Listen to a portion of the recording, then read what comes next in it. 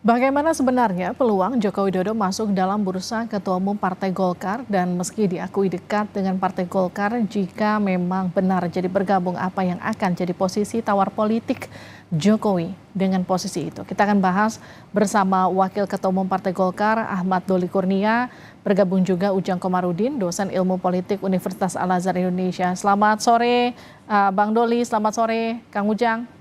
Selamat sore, Mbak Livi, Bang Doli, Assalamualaikum. Waalaikumsalam. Kita sambil menunggu Bang Doli ikut bergabung. Saya tanyakan dulu ke Kang Ujang. Jadi kalau melihat nama Jokowi masuk dalam bursa ketua umum, apa yang Anda lihat posisi tawar Golkar dan juga Jokowi dalam transaksi ini? Ya, kalau saya melihat ya sebenarnya saling membutuhkan satu sama lain. Tetapi ini lebih menguntungkan Pak Jokowi ya. Kenapa lebih menguntungkan? Karena kita tahu Pak Jokowi di Oktober nanti itu akan selesai masa jabatannya, tidak punya perahu, katanya tidak punya rumah, tidak punya benteng ketika beliau sudah tidak menjabat lagi sebagai presiden, maka butuh Partai Golkar.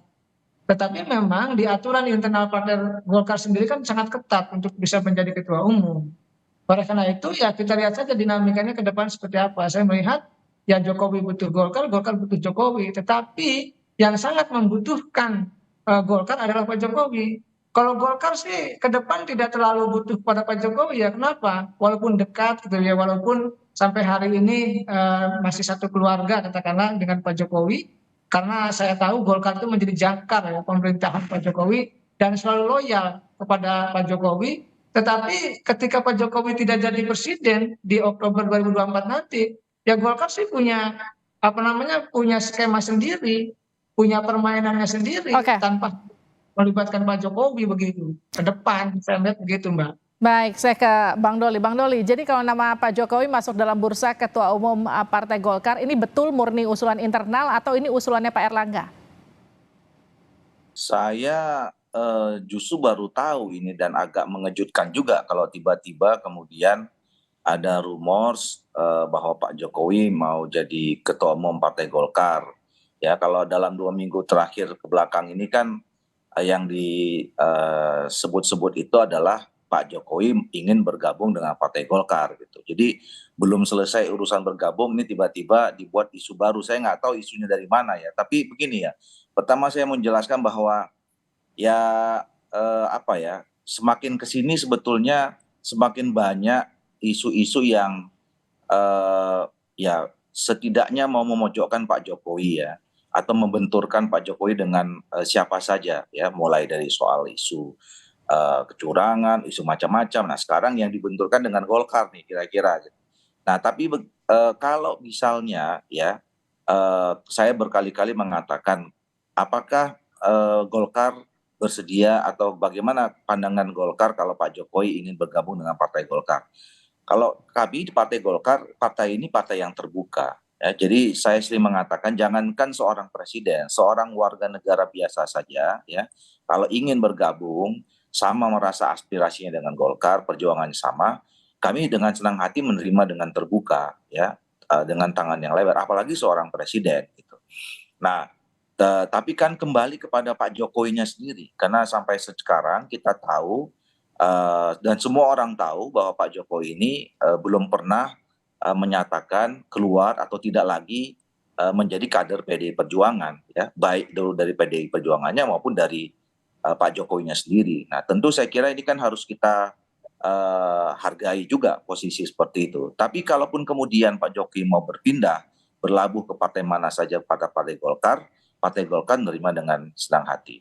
Nah soal posisi ya, nah partai ini partai yang, sekarang bisa disebut partai tertua. Kami 2024 ini ya berumur 60 tahun ya. Kami besar dengan mekanisme yang, kami bangun sendiri, ya ada aturan-aturan yang berdasarkan konsensus gitu. Nah kalau untuk menjadi posisi tertentu apalagi ketua umum, itu ada mekanismenya sendiri, ada aturannya sendiri yang itu aturan sudah sejak lama, disusun gitu ya, dan sampai sekarang masih berlaku, dan itu semuanya berdasarkan setiap munas itu kan direview kembali ya. Oke. Nah reviewnya itu dengan kesepakatan dengan konsensus. Nah jadi kalaupun misalnya, apa namanya, ada perubahan-perubahan Nah itu mekanismenya sudah diatur dan cukup panjang, melibatkan semua stakeholder dari Partai Golkar, kira-kira begitu. Artinya gini, Bang Doli, Anda mau katakan secara tidak langsung seperti ini kurang lebih. Oke, kalau mau jadi anggota Partai Golkar, tapi kalau mau jadi ketua umum nggak bisa langsung karena ada ADART yang nanti akan ditabrak begitu. Begitu kurang lebih. Saya nggak tahu isunya dari mana itu Pak Jokowi mau jadi ketua umum, karena saya baru tahu bahwa baru hari ini ada media yang mengundang bicara tentang soal isu Pak Jokowi jadi ketua umum. Jadi saya belum sampai pada pembicaraan soal mekanisme di internal. Yang kita harus klarifikasi dulu ini isunya jangan kemudian menjadi isu yang liar ya, kemudian menabrak sana kemari, termasuk menabrak Golkar, menghadap-hadapkan Golkar dengan Pak Jokowi yang selama ini hubungannya cukup baik, kira-kira begitu. Jadi memang kalau saya ke Kang Ujang, isu ini kalau tadi kata Bang Doli, mungkin saja ini akan menabrak-nabrakan antara Partai Golkar dan juga Pak Jokowi. Mungkinkah itu terjadi? Ya saya melihat sudah saya analisa jauh-jauh hari kan bahwa Pak Jokowi nyaman dengan Partai Golkar, tidak lebih nyaman dengan partai-partai lain tidak, tapi Golkar sudah seperti rumah sendiri. Tetapi kalau misalkan Pak Jokowi punya skema ingin misalkan masuk menjadi kader Golkar, ya tentu Golkar sebagai partai yang inklusif ya pasti akan terbuka dengan itu seperti yang disampaikan oleh Bang Doli. Tetapi yang menjadi rumit adalah ketika misalkan suatu saat Pak Jokowi punya keinginan menjadi ketua umum, kan itu menjadi rumit, menjadi persoalan bagi Partai Golkar. Tapi saya ingin mengatakan kita harus jaga Partai Golkar ya dengan segala kekuatan apapun. Dan Golkar punya tradisi untuk menjaga budaya meritokrasi gitu. Misalkan kemarin kita tahu bahwa ada isu Munaslup ya yang katakanlah Pak Luhut akan mengambil Partai Golkar ketika sebelum pemilu. Itu kan lalu kader-kader Golkar, petinggi-petinggi Golkar, senior-senior Golkar kumpul melawan itu semua. Akhirnya kan tidak jadi. Dan itu bagus dalam konteks menjaga marwah partai gitu. Agar partai ini atau Partai Golkar itu menjadi partai yang memang bukan hanya besar ya, tetapi memang dijaga marwahnya itu. Nah, dalam konteks kerumitan ke depan itu, kalau saya baca ya terlepas nanti Pak Jokowi punya keinginan atau tidak, ini kan awal-awalnya kan bocoran-bocoran dari teman-teman media yang sangat santer mendorong-dorong Pak Jokowi katakanlah untuk bisa masuk ke Golkar atau ingin menjadi ketua umum Partai Golkar. Ya saya melihatnya kerumitannya akan panjang kalau Pak Jokowi punya keinginan karena akan berbenturan dengan ADART yang sudah ada di Partai Golkar. Kan nggak mungkin ADART di Simsalabim dirubah tahu-tahu mengakomodasi Pak Jokowi. Saya rasa Partai Golkar sudah sangat kuat, sangat dewasa, senior-seniornya juga tokoh-tokohnya juga banyak-banyak dan besar dan tentu sangat arif dalam melihat ini begitu. Tapi kalau kata Pak Erlangga faktor kedekatan Jokowi rapat dengan Golkar, bahasanya Pak Erlangga tuh rapat dengan Golkar. Itu bahkan di setiap iklan Golkar konon katanya ada juga sosok Pak Jokowi di sana. Bagaimana melihat itu? Ya, itu kan memang begini, yang dijual oleh Partai Golkar itu kan memang salah satunya Pak Jokowi ya. Karena kan gini, kalau ingin menjadi ketua umum Partai Golkar itu kan salah satu, kalau saya katakan syarat yang tidak tertulis, itu kan harus mendapatkan restu RI 1, mendapatkan restu presiden. Nah dalam konteks itu saya melihat kalau Pak Jokowi dekat sangat dengan Partai Golkar, selama ini dekat. Dan Golkar sangat loyal hingga saat ini. Dan yang dijual oleh Golkar ya Pak Jokowi. Yang kedua, Golkar itu kenapa misalkan menjadi naik suaranya, ya Bang Doli tahu persis karena beliau ketua pemenangan pemilu ya. Ya karena kerja keras dari kader-kader partai untuk bisa membesarkan partai. Saya meyakini itu yang menjadi titik poin hubungan baik antara Golkar dengan Pak Jokowi. Tetapi tadi bisa akan menjadi kerumitan ketika misalkan Pak Jokowi punya keinginan untuk menjadi ketua umum. Itu yang menjadi catatan saya, entah benar entah tidak ya kita lihat ke depan seperti apa begitu. Oke, saya ke Bang Doli. Tapi peluangnya ada kan Bang? Peluang untuk jadi ketua umum? Ya kita nggak bisa berspekulasi ya. pertama, kita kan belum pernah mendapatkan konfirmasi, jangankan bicara tentang mau jadi ketua umum, mau bergabung dengan Partai Golkar saja, kita belum pernah mendengarkan langsung pernyataan dari Pak Jokowi atau yang mewakili Pak Jokowi. Nah, jadi oleh itu makanya saya bilang kita jangan menduga-duga, jangan berspekulasi gitu ya. Siapapun ya kalau di Republik ini kan punya hak konstitusional untuk bergabung memilih bergabung dengan ormas atau organisasi partai politik manapun gitu. Dan itu harus yang apa namanya dinyatakan dari yang bersangkutan siapapun di Republik ini gitu. Nah, jadi kata saya mau jelaskan sedikit tadi soal kedekatan ya. Memang Partai Golkar dan Pak Jokowi ini adalah partai yang sangat dekat. Dan saya kira ini menjadi sebuah konsekuensi dari ketika memang Golkar sejak awal ya memberikan dukungan dan mengusung Pak Jokowi sebagai presiden untuk periode yang kedua.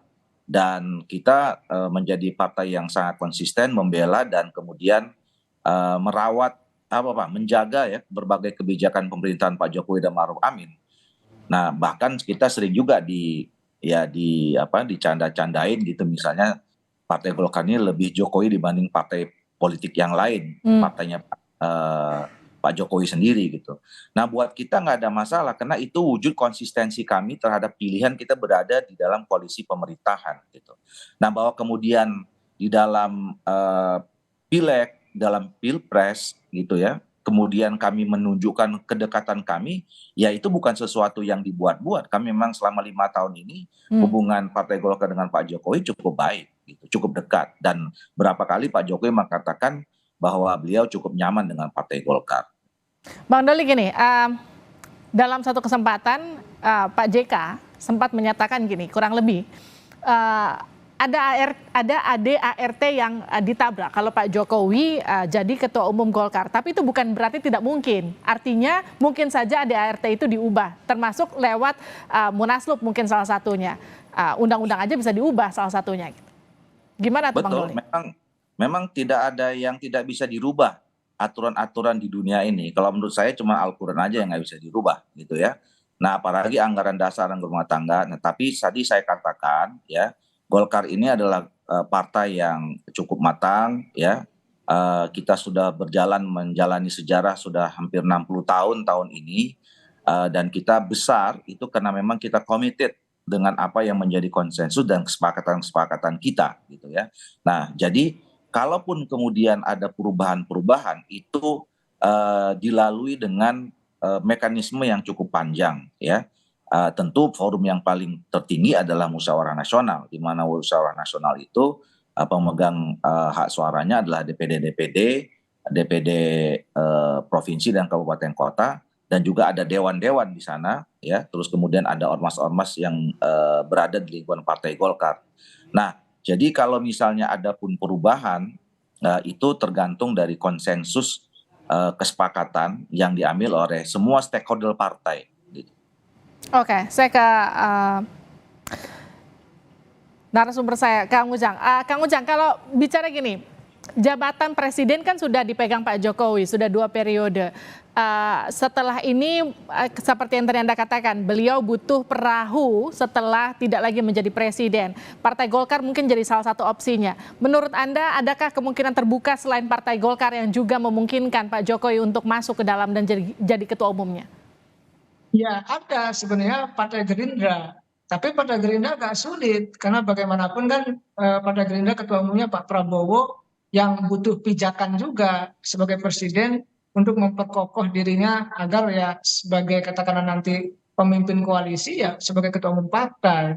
Jadi pilihan yang menurut hemat saya yang rasional itu memang ya di Golkar. PSI partai kecil gitu. PAN ya partai kelas menengah. Jadi yang paling seksi untuk bisa berkawan ya dengan Pak Jokowi ya Partai Golkar. Tapi tadi ada kerumitan-kerumitan tersendiri jika misalkan Pak Jokowi berkeinginan menjadi ketua umum tadi. Apalagi yang disebutkan Pak JK tadi di layar Kompas ya bahwa ya bisa saja gitu merubah itu. Nah itu kan menjadi persoalan karena begini, ini saya tidak mau mengandai-andai ya, tidak mau mendahului juga. Ini akan menjadi kerumitan ketika misalkan munasnya yang Desember tahu-tahu diajukan ke September. Tentu saya tidak mau spekulasi ya, tetapi namanya politik ini kan sangat mungkin dan sangat bisa terjadi, apapun bisa terjadi. Oleh karena itu ya kita mendorong tetap Golkar untuk bisa munas di bulan Desember. Tidak ada pengajuan istilah munaslup dan sebagainya, karena bagaimanapun bukan persoalan Jokowinya, bukan. Kita menjaga Golkarnya, kita menjaga demokrasinya, kita menjaga bangsanya. Karena bagaimanapun Golkar ini aset Republik ini, aset bangsa yang harus kita jaga ya, bukan untuk kepentingan, mohon maaf ya, siapapun. Lalu Golkar dalam tanda petik saya menganggap ya dibajak untuk kepentingan tertentu. Tentu ini tidak bagus dalam konteks demokrasi yang sehat begitu, Mbak Lili. Tapi ada nggak hubungannya antara Jokowi yang diisukan akan masuk Golkar, diisukan dicalonkan masuk bursa ketua umumnya, kemudian dengan mengamankan posisi Gibran? Ya, ada beberapa skema ya. Saya sih tetap skema ini sekali lagi ya, skema spekulatif ya. Ini analisa saya. Kalau di bulan Desember munasnya, Jokowi tidak punya peran untuk bisa katakanlah punya pengaruh besar di Partai Golkar karena sudah tidak lagi menjadi presiden. Ya paling-paling kalau bahasa saya, bahasa sederhananya, ya meminta tolong kepada presiden terpilih Pak Prabowo untuk bisa katakanlah meminta restu untuk menjadi ketua umum Partai Golkar. Tetapi itu menjadi kerumitan sendiri karena sudah tidak menjadi presiden lagi. Nah yang kedua skemanya adalah skema tadi memajukan, kan ada isu-isu tuh, nggak tahu isu benar atau tidak, yang mudah-mudahan tidak benar begitu. Munasnya akan dimajukan ke bulan September, sehingga ketika munasnya itu jadi munaslup di bulan September, Pak Jokowi masih jadi presiden, masih bisa tunjuk sana sini, bisa berpengaruh, bisa kuat, tanda petik mohon maaf ya, bisa merubah ADART, bisa masuk. Tapi saya katakan ini merusak Partai Golkar, demokrasi begitu.